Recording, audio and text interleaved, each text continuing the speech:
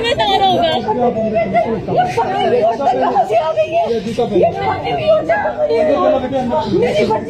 अच्छा आप बात सुने, आप ही अंदर आए।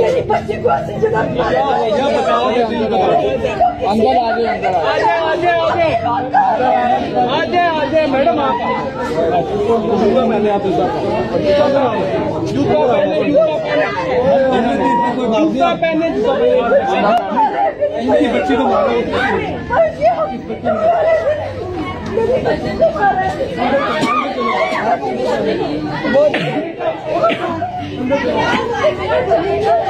उसके ऊपर दे दो क्या मेरे चादर दो।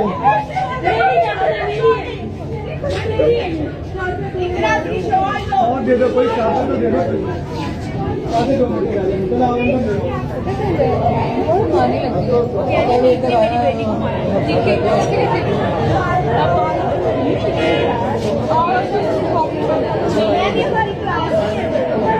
उसकी मम्मी ने क्यों कितना मारा है? कुछ भी नहीं सर उसका मारा शीशों के अंदर क्यों मारा है इसको? उससे पूछे।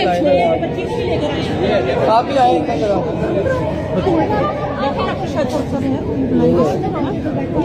आप ही अंदर आए। कैसे मार सकते? अल्लाह जाने अब क्या सही है।